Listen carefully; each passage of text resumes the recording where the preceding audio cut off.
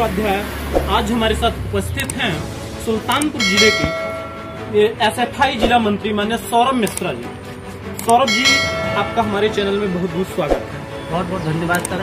जैसा कि आप एक पत्रकार हैं, जिस हिसाब से पूरे देश के अंदर महामारी थी, उस महामारी के दौरान आप लोगों ने जिस हिसाब से कार्यभार किया, उसके लिए आप सभी सराहना के पात्र हैं। और जैसा कि देश की चौथा स्तंभ पत्रकार कहा जाता है, लेकिन आज कुछ कथित तौर पत्रकार जो है अपना वजूद खत्म कर चुके हैं, लेकिन अभी भी आप जैसे कुछ ऐसे पत्रकार हैं जो पत्रकारिता वास्तविकता में निभा रहे हैं। सौरभ जी, हम आपसे ये जानना चाहते हैं कि सुल्तानपुर जिले में छात्रों की सबसे बड़ी समस्याएं क्या हैं?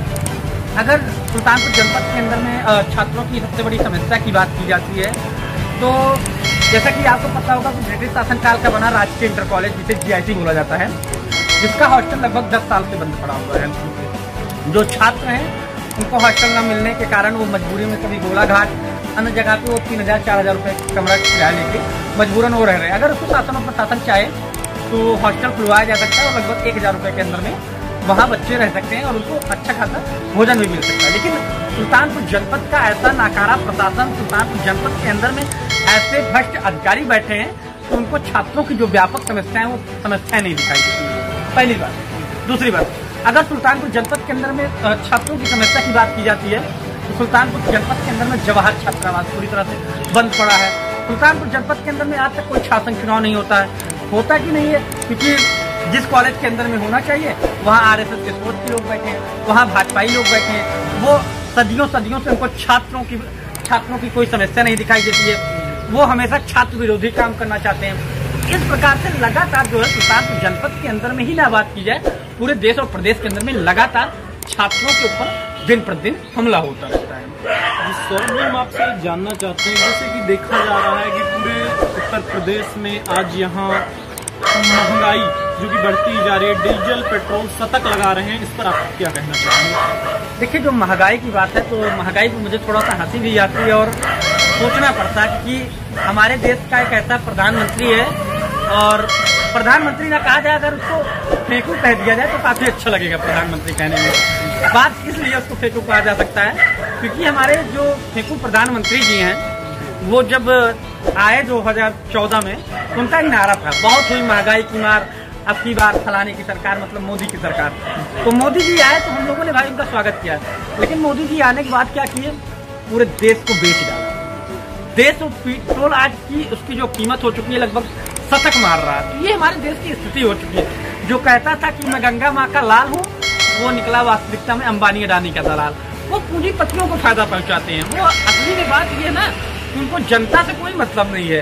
वो केवल जो है अपनी दाढ़ी बढ़ाने में, जब देश कोरोना का महामारी में ऑक्सीजन से परेशानी में झूल रहा था, लोगों को बेड की आवश्यकता नहीं थी, तो उस समय साहब हमारे दाढ़ी बढ़ा रहे थे। दाढ़ी किस लिए बढ़ा रहे थे?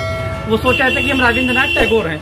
तो अगर कोई दाढ़ी बढ़ा लेने से जो है रविंद्रनाथ टैगोर बन जाता है, तो भगवा पहन लेने से जो है लोग राम हो जाते। भगवा तो रावण भी पहना था, तो इसका मतलब रावण भी राम हो जाता है? नहीं यार, ऐसी बात नहीं है। हमारे यहाँ के जो प्रधानमंत्री जी हैं, हमारे यहाँ की जो माता सांसद मेनका गांधी जी हैं, टोटल फेक है। ये केवल लंबी बातें करना जानती है और केवल सुल्तानपुर जनता को जुटलाना चाहती है। इनके बस में सुल्तानपुर जनपद की ना बात की जाए, पूरे देश के अंदर में इन लोगों से कुछ होने वाला नहीं है। और हम यही जहाँ तक समझते हैं कि 2000 जो आगामी समय आ रहा विधानसभा चुनाव जो है, पूरे देश के अंदर से भाजपा मुक्त होने वाला है। भाजपा मुक्त होने वाला है। आपको पुनः जो है सत्ता में कौन सी पार्टी आएगी? क्या आपको कुछ लगता है किस पार्टी के आने से सुल्तानपुर का या प्रदेश का विकास हो सकता है?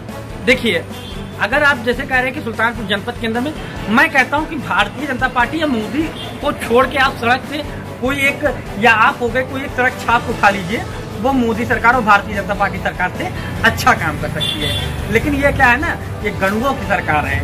हमारे जो प्रधानमंत्री जी हैं, मोदी जी हैं, अमित शाह जी हैं, योगी जी हैं, ये फराडी हैं। मोदी योगी थोड़ी है, देश के मुख्यमंत्री थोड़ी है। ये केवल एक भ्रष्टाचारी है, ये देश के आतंकवादी है। भाई, ऐसा कौन सा प्रधानमंत्री होगा जो विदेश का दौरा करता है? भाई, ये तो ऐसे प्रधानमंत्री आए हैं जो देश को कगार पे खड़े कर दिए।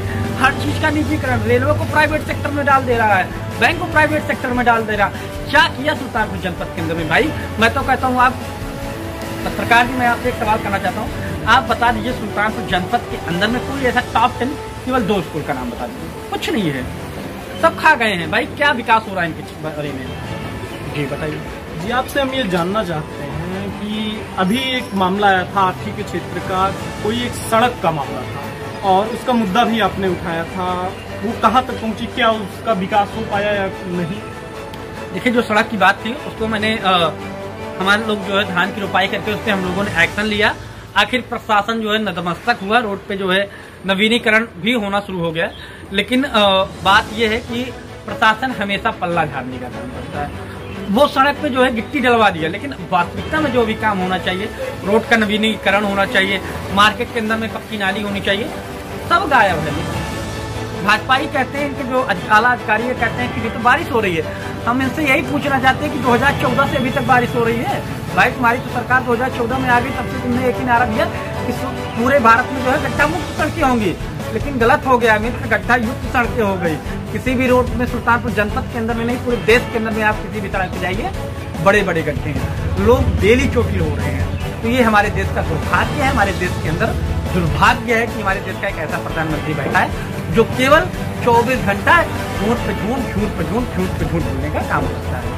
जी सौरभ जी, आपसे हम लास्ट क्वेश्चन करना चाहेंगे, जैसे कोविड महामारी इतना कहर बरपा रही है और तीसरी लहर आने की संभावना जताई जा रही है, तो इस तीसरी लहर को देखते हुए आप सुल्तानपुर जनपद वासियों को या प्रदेश वासियों को कोई संदेश देना चाहते हैं? देखिए, जैसा कि आप जो कोविड की दूसरी लहर आई थी, हमारा जो छात्र संगठन SFI था वो पूरी तरह से बाहर निकला, लोगों के लिए मास्क की व्यवस्था किया और हर गांव, गली, थाने और चौकी और रेलवे स्टेशन पे जाके सैनिटाइजर का छिड़काव किया।